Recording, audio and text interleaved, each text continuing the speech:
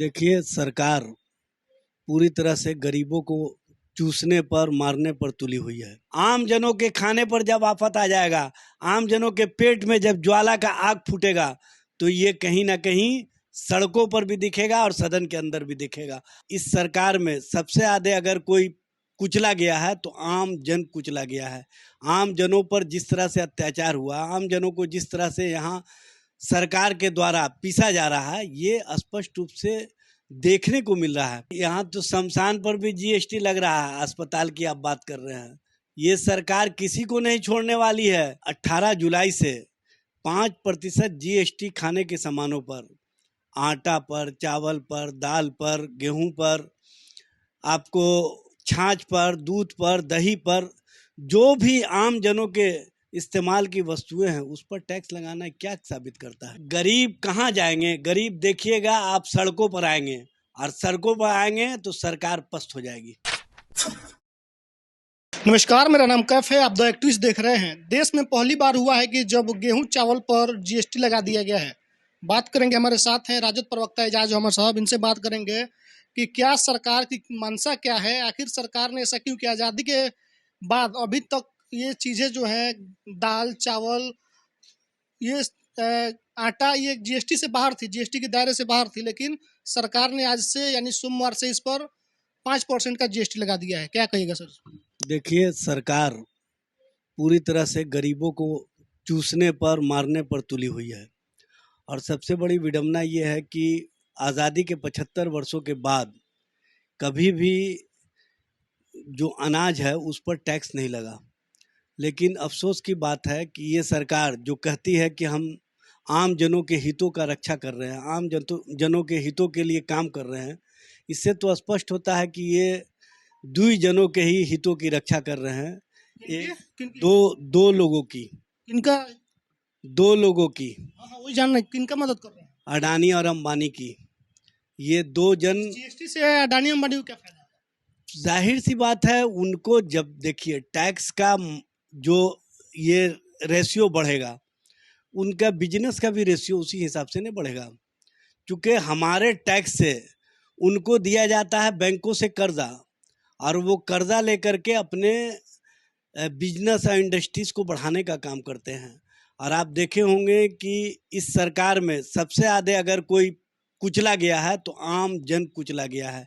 आम जनों पर जिस तरह से अत्याचार हुआ, आम जनों को जिस तरह से यहाँ सरकार के द्वारा पीसा जा रहा है, ये स्पष्ट रूप से देखने को मिल रहा है। आज 18 जुलाई से 5% जीएसटी खाने के सामानों पर, आटा पर, चावल पर, दाल पर, गेहूं पर, आपको छाछ पर, दूध पर, दही पर, जो भी आम जनों के इस्तेमाल की वस्तुएं हैं उस पर टैक्स लगाना क्या साबित करता है? विपक्ष अब क्या करेगा इस पर? विपक्ष सड़कों पर और सदन के अंदर अपनी आवाज़ बुलंद करेगा। आज से सदन खुल गया है।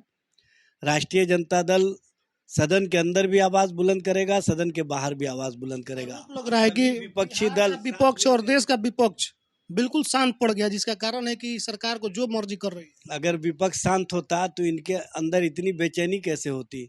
आज सबसे ज्यादा विपक्षी दलों को टारगेट क्यों करते हैं? विपक्षी दलों को ईडी और सीडी और सीबीआई और अन्य एजेंसियों के सहारे डराने का काम क्यों करते हैं?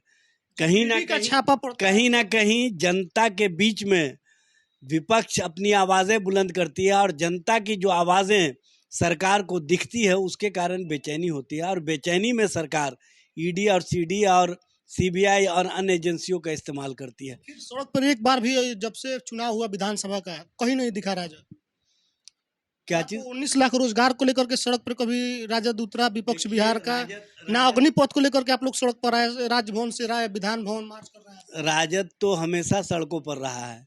शायद आपको पता नहीं है, 23 मार्च 2021 को नेता प्रतिपक्ष श्री तेजस्वी प्रसाद यादव के नेतृत्व में बिहार के युवा और छात्रों ने सड़कों पर आंदोलन किया था।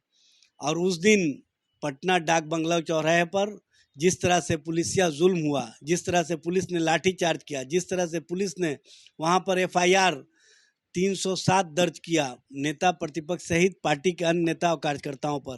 इससे ही स्पष्ट होता है कि राष्ट्रीय जनता दल सड़कों पर भी दिख रही है और सदन के अंदर FIR से डर गया है क्या विपक्ष? अफसोस की बात है कि 23 मार्च 2021 को सदन के अंदर भी बाहर से पुलिस भेज करके माननीय विधायकों को जिस तरह से ऐतिहासिक रूप से लोकतंत्र को कलंकित किया गया था, ये साबित करने के लिए काफ़ी है कि विपक्ष ना तो इनके FIR से डरने वाला है, ना इनके पुलिसिया दमन से डरने वाला है।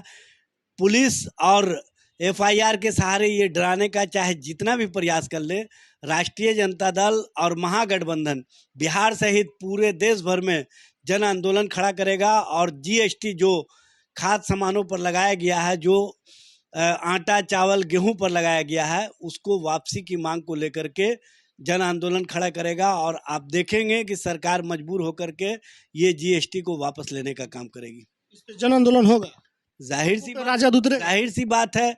आम जनों के खाने पर जब आफत आ जाएगा, आम जनों के पेट में जब ज्वाला का आग फूटेगा, तो ये कहीं ना कहीं सड़कों पर भी दिखेगा और सदन के अंदर भी दिखेगा और आप देखेंगे कि सरकार बेचैन हो जाएगी। अस्पताल के बेड पर जो 5,000 से ऊपर का है उस पर भी GST लगेगा। भाई यहाँ तो शमशान पर भी GST लग रहा है, अस्पताल की आप बात कर रहे हैं। ये सरकार किसी को नहीं छोड़ने वाली है। जो लोग मृत्यु शैया पर पड़े रहते हैं, गरीब कहाँ जाएंगे सर? अस्पताल, सरकारी अस्पताल में इलाज नहीं हो रहा है, प्राइवेट में लूटा जा रहा है, उस पर भी GST देना पड़ेगा। गरीब कहाँ जाएंगे? गरीब देखिएगा आप सड़कों पर आएंगे और सड़कों पर आएंगे तो सरकार पस्त हो जाएगी।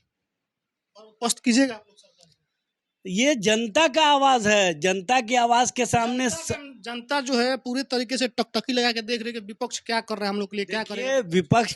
विपक्ष के साथ जनता हमेशा खड़ी रही है और जनता का ही विश्वास है कि आज नेता प्रतिपक्ष तेजस्वी प्रसाद यादव सबसे बड़े दल के नेता के रूप में बिहार में बने हुए हैं और नेता प्रतिपक्ष तेजस्वी प्रसाद यादव ने साबित किया है कि जनता की आवाज़ के लिए, जनता के हितों के लिए, जनता के सवालों को लेकर के सड़क से लेकर के सदन तक हम जन आंदोलन खड़ा करते रहे और आगे भी खड़ा करते रहे। जन अधिकार पार्टी के प्रवक्ता हैं शान परवेज, उन्होंने आरोप लगाया कि लाठी और FIR के डर से नेता प्रतिपक्ष जो है राज्य भवन से विधान भवन मार्च कर रहे हैं, सड़क पर अग्निपथ को लेकर के नहीं उतरे। राजभवन जाता ही आदमी विधान भवन से जब, तो इसका ही मतलब समझ लीजिए कि पूरा सरकार पूरा सड़कों पर नहीं हुआ तो क्या हुआ?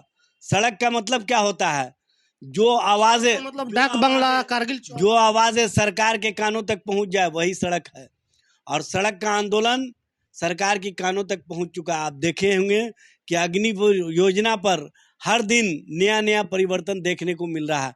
ये सड़कों पर किए गए आंदोलन का ही परिणाम है और नेता प्रतिपक्ष श्री तेजस्वी प्रसाद यादव के नेतृत्व में जो विधानमंडल से आपको राजभवन तक जो मार्च किया गया था, उसका परिणाम देखने को मिल रहा है, स्पष्ट रूप से देखने को मिल रहा है और आप देखेंगे कि सारे बात जो हम लोगों ने कही है उन बातों पर सरकार को रोल बैक करना होगा। चलिए, हमारे साथ राजद प्रवक्ता एजाज अहमद साहब थे। इनका साफ कहना है कि अब जन आंदोलन बिहार में विपक्ष खड़ा करेगा और जो GST लगाया गया है खाने वाले सामग्रियों पर, जो गरीबों के यूज में आता है, प्रत्येक दिन जो गरीब जिसका यूज करता है उस पर GST लगा दिया गया है, तो बहुत जल्द विपक्ष जन आंदोलन खड़ा करेगा और सरकार को परास्त कर देगा। जो भी प्रतिक्रिया है कमेंट करके बताइए। फेसबुक पर देख रहे हैं शेयर कीजिए, यूट्यूब पर देख रहे हैं घंटी बजा के चैनल को सब्सक्राइब कीजिए। धन्यवाद।